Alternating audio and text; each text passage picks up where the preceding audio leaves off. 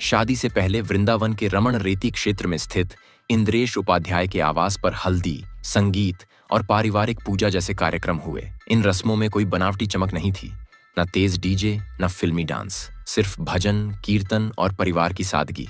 हल्दी की रस्म में घर की महिलाएं हल्के फुल्के गीत गा रही थीं। वातावरण में अपनापन था। ऐसा लग रहा था जैसे किसी बड़े आयोजन से ज्यादा यह एक पारिवारिक खुशी का पल है। इसके बाद संगीत हुआ, लेकिन यह भी सामान्य शादियों से अलग था। यहाँ भक्ति गीत, कृष्ण भजन और पारंपरिक गीत गाए गए। हर चेहरा मुस्कुरा रहा था, लेकिन किसी में दिखावे की कोशिश नहीं थी। फिर आया 3 दिसंबर, जिस दिन इंद्रेश उपाध्याय घुड़छड़ी की रस्म में दूल्हे के रूप में सामने आए। यह क्षण लोगों के लिए बेहद खास था। इंद्रेश उपाध्याय ने उस दिन ऑफ व्हाइट रंग की शेरवानी पहनी हुई थी, न बहुत चमकीली न बहुत भारी। सिर पर सलीके से बंधी हुई पगड़ी और हाथ में चांदी की छड़ी उनके पूरे व्यक्तित्व को गंभीरता और गरिमा दे रही थी। घोड़े पर उनके साथ उनकी भतीजी बैठी हुई थी। यह दृश्य लोगों को भीतर तक छू गया। आज के समय में जब शादियों में दिखावा सबसे आगे होता है, वहां यह सादगी लोगों को अलग लगी। चारों तरफ बैंड बाजे और शहनाई की धुन बज रही थी, लेकिन इसके बावजूद माहौल में एक मर्यादा बनी हुई थी। लोग नाच तो रहे थे, लेकिन बहुत सीमित और संस्कारी तरीके से। बारात में हाथी और घोड़े भी शामिल थे। हाथी पर इंद्रेश उपाध्याय के परिवार के बड़े सदस्य सवार थे। बारात में शामिल लगभग हर व्यक्ति के हाथ में बांके बिहारी जी का ध्वज था। यह बारात किसी राजा की बारात नहीं लग रही थी, बल्कि किसी धार्मिक शोभा यात्रा जैसी प्रतीत हो रही थी। जब इस घुड़छड़ी के वीडियो और फोटो सोशल मीडिया पर आए, तो लोगों ने तुरंत प्रतिक्रिया दी। किसी ने लिखा, यह शादी नहीं संस्कार है, तो किसी ने कहा, इतनी प्रसिद्धि के बाद भी इतनी सादगी, यही असली पहचान है। सभी रस्में पूरी होने के बाद इंद्रेश उपाध्याय अपनी बारात लेकर जयपुर के लिए रवाना हुए।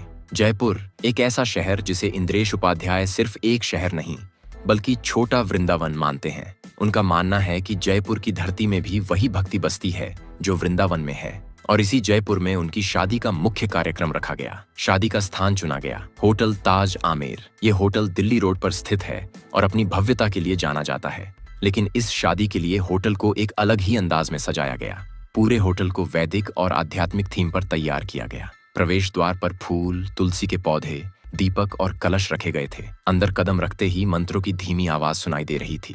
अब इसी दौरान लोगों के मन में सबसे बड़ा सवाल उठने लगा, आखिर इंद्रेश उपाध्याय की पत्नी कौन है, वह क्या करती हैं, और डीएसपी की बेटी से शादी की बात क्या है? इन सवालों के जवाब धीरे धीरे सामने आए। इंद्रेश उपाध्याय की होने वाली पत्नी का नाम शिप्रा है। शिप्रा कोई फिल्मी दुनिया से नहीं आई है। वह किसी सोशल मीडिया स्टार या सेलिब्रिटी परिवार से नहीं आती।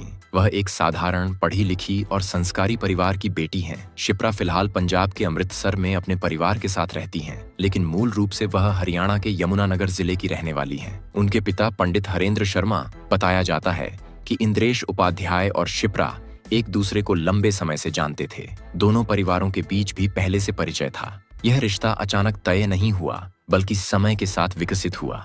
इंद्रेश महाराज की पत्नी शिप्रा आखिर हैं कैसी, क्या करती हैं और उनका जीवन कैसा रहा है? सबसे पहले यह समझना जरूरी है कि शिप्रा किसी भी तरह की चकाचौंध या चर्चा में रहने वाली शख्सियत नहीं है। वह न तो सोशल मीडिया पर एक्टिव रहती हैं, न ही कैमरों के सामने आने की कोशिश करती हैं। उनका जीवन बिल्कुल सामान्य रहा है। पढ़ाई, परिवार, जिम्मेदारी और संतुलन। शिप्रा का जन्म हरियाणा के यमुनानगर में हुआ। बचपन वहीं बीता। यमुनानगर जैसे शहरों में जीवन सरल होता है। वहां लोग दिखावे से ज्यादा रिश्तों और अनुशासन को महत्व देते हैं। इसी माहौल में शिप्रा बड़ी हुई। शुरुआती पढ़ाई उन्होंने यमुनानगर से ही पूरी की। इसके बाद जब उनके पिता की पोस्टिंग और पारिवारिक कारणों से परिवार पंजाब के अमृतसर शिफ्ट हुआ, तो शिप्रा की आगे की पढ़ाई वहीं से हुई। अमृतसर एक धार्मिक और संस्कारी शहर है। वहां गुरुद्वारों की मर्यादा, सेवा भाव और अनुशासन का माहौल हर किसी को प्रभावित करता है। यही वजह है कि शिप्रा के स्वभाव में भी शांति और ठहराव देखने को मिलता है। अब बात करते हैं शिप्रा के पिता की, क्योंकि यही वो पहलू है जिसने इस शादी को और भी चर्चा में ला दिया। शिप्रा के पिता पंडित हरेंद्र शर्मा उत्तर प्रदेश पुलिस में DSP, deputy superintendent of police के पद पर लंबे समय तक कार्यरत रहे। पुलिस सेवा आसान नहीं होती। इसमें रोज चुनौती होती है, जिम्मेदारी होती है और समाज के लिए कठिन फैसले लेने पड़ते हैं। ऐसे माहौल में बच्चों को भी अनुशासन और आत्मनियंत्रण अपने आप मिल जाता है। यही वजह है कि जो लोग शिप्रा को करीब से जानते हैं, वे बताते हैं कि वह बोलने से ज्यादा सुनने में विश्वास रखती हैं। जल्दी प्रतिक्रिया नहीं देती, हर बात को समझकर सोचती हैं। यही गुण किसी भी रिश्ते को मजबूत बनाते हैं। अब सवाल उठता है, शिप्रा क्या करती हैं? दरअसल शिप्रा ने कभी अपने काम को प्रचार का जरिया नहीं बनाया। वह पढ़ी लिखी हैं, समझदार हैं, और समाज से जुड़ी गतिविधियों में रुचि रखती हैं, लेकिन वह यह सब दिखावे के लिए नहीं करती। उनका मानना है कि अच्छा काम शोर मचाने से नहीं, निष्ठा से होता है। यही सोच इंद्रेश उपाध्याय के विचारों से भी मेल खाती है। इंद्रेश महाराज भी अपनी कथाओं में बार बार कहते आए हैं कि धर्म का असली रूप व्यवहार में दिखना चाहिए। अब आते हैं इंद्रेश उपाध्याय और शिप्रा के रिश्ते की शुरुआत पर। यह रिश्ता न तो जल्दबाजी में तय हुआ, न ही किसी भावुक फैसले का नतीजा रहा। दोनों परिवार एक दूसरे को पहले से जानते थे। पारिवारिक मेल मुलाकातें होती रहती थीं। धीरे धीरे यह समझ बनी कि दोनों परिवारों के संस्कार, सोच और जीवन को देखने का नजरिया काफी हद तक एक जैसा है। इसके बाद आपसी बातचीत हुई, समझ बनी और पूरी सहमति के साथ यह रिश्ता तय किया गया। कहीं कोई दबाव नहीं, कोई जल्दी नहीं। यही वजह है कि यह शादी दिखावे से ज्यादा विश्वास पर आधारित लगती है। अब इंद्रेश उपाध्याय की लोकप्रियता की बात करना जरूरी है, क्योंकि यही कारण है कि उनकी शादी इतनी चर्चा में रही। इंद्रेश महाराज आज केवल वृंदावन तक सीमित नहीं हैं, वे देश के अलग अलग हिस्सों में कथा करते हैं। उनकी सबसे बड़ी खासियत है सरल भाषा।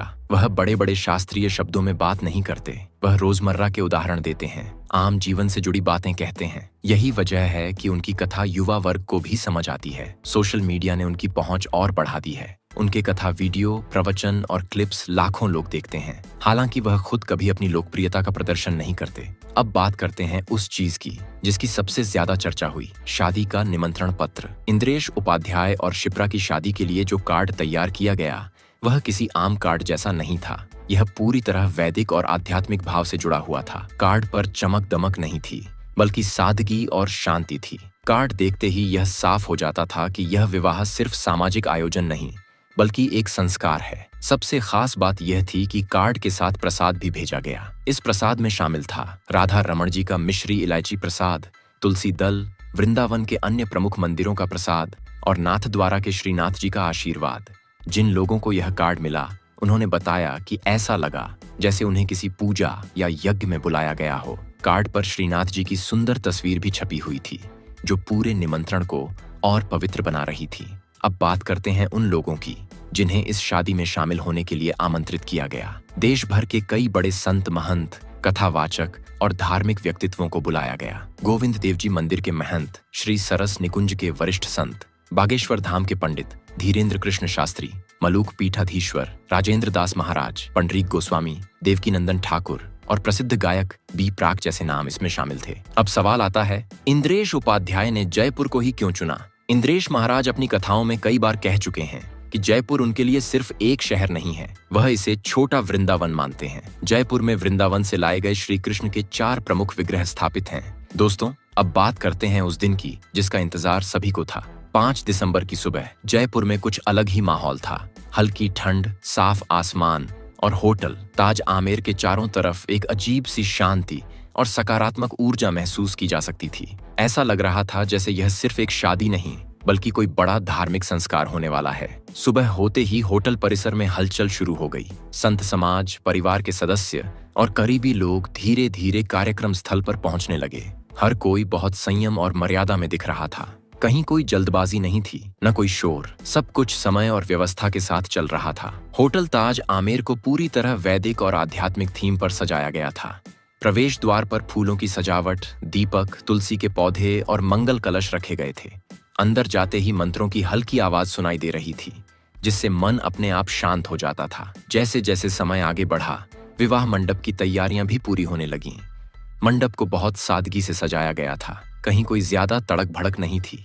लकड़ी की वेदी, हवन कुंड, फूल, फल, नारियल और शास्त्रों के अनुसार रखी गई सभी सामग्री पूरी व्यवस्था के साथ मौजूद थी। कुछ देर बाद इंद्रेश उपाध्याय विवाह स्थल पर पहुंचे।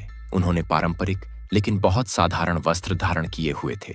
चेहरे पर एक अलग ही स्थिरता और आत्मविश्वास नजर आ रहा था। ऐसा लग रहा था जैसे वह न सिर्फ शादी के लिए बल्कि एक बड़ी जिम्मेदारी के लिए खुद को तैयार कर चुके हों। थोड़ी देर बाद शिप्रा भी मंडप की तरफ आईं। उन्होंने लाल रंग का पारंपरिक लहंगा पहना हुआ था। न ज्यादा भारी गहने, न चमक दमक वाला मेकअप। उनके चेहरे पर सहज मुस्कान और आंखों में आत्मविश्वास साफ दिखाई दे रहा था। वह पूरी तरह शांत और संतुलित लग रही थीं। जैसे ही दोनों मंडप में पहुंचे, वैदिक मंत्रोच्चार शुरू हुआ। पंडितों ने शास्त्रों के अनुसार सभी रस्में कराईं। हर मंत्र साफ और स्पष्ट पढ़ा जा रहा था ताकि वहां मौजूद हर व्यक्ति उसे सुन और समझ सके। फेरे शुरू हुए। अग्नि के सामने 7 कदम, 7 प्रण और 7 वचन। उस समय पूरा माहौल बिल्कुल शांत था। न कोई म्यूजिक, न कोई शोर, सिर्फ मंत्रों की आवाज और अग्नि की लौ। कई लोग भावुक हो गए थे। जब 7 फेरे पूरे हुए तो वहां मौजूद साधु संतों और बुजुर्गों ने दोनों को आशीर्वाद दिया। यह आशीर्वाद सिर्फ परंपरा के लिए नहीं था, बल्कि एक खुशहाल और संतुलित जीवन के लिए था। दोपहर तक विवाह की सभी प्रमुख रस्में पूरी हो गईं। इसके बाद अतिथियों के लिए भोजन की व्यवस्था की गई। भोजन पूरी तरह सात्विक था, बिना ज्यादा मसाले, शुद्धता के साथ बनाया गया। भोजन करते समय भी लोग शांत और संतुष्ट नजर आ रहे थे। अब जैसे जैसे शाम हुई, माहौल थोड़ा बदलने लगा। दिन की शांति अब हल्की खुशी और उत्सव में बदल रही थी, लेकिन यहाँ भी सीमा और संयम बना हुआ था। शाम को रिसेप्शन का आयोजन किया गया। रिसेप्शन भव्य जरूर था, लेकिन पारंपरिक और मर्यादित तरीके से। न तेज डीजे, न तेज रोशनी, हल्का संगीत, सजावटी लाइट्स और फूलों की सुंदर सजावट, सब कुछ संतुलन में था। इंद्रेश उपाध्याय और शिप्रा ने पूरे संयम के साथ मेहमानों का स्वागत किया। हर मेहमान को सम्मान दिया गया, किसी से जल्दी नहीं की गई। लोग आकर शुभकामनाएं देते, आशीर्वाद देते और दोनों के साथ कुछ पल बिताकर आगे बढ़ जाते। कई संतों और अतिथियों ने इस अवसर पर अपनी भावनाएं भी व्यक्त की। सभी ने एक ही बात कही कि आज के समय में ऐसी शादियां बहुत कम देखने को मिलती हैं। लोगों का कहना था कि जब कोई प्रसिद्ध व्यक्ति भी शादी में सादगी अपनाता है तो समाज के लिए यह एक बड़ा संदेश होता है। यह शादी साबित करती है कि खुशी का मतलब शोर और खर्च नहीं, बल्कि संतोष और समझ है। अब जरा समाज के नजरिए से इस शादी को समझते हैं। आज के दौर में शादियां अक्सर मुकाबला बन चुकी हैं। कौन ज्यादा खर्च करेगा, कौन ज्यादा दिखावा करेगा, कौन ज्यादा चर्चा में रहेगा। लेकिन इंद्रेश उपाध्याय और शिप्रा की शादी ने इस सोच को चुनौती दी। यह शादी बताती है कि बिना दिखावे के भी भव्यता हो सकती है, बिना शोर के भी खुशी हो सकती है और बिना प्रतियोगिता के भी सम्मान मिल सकता है।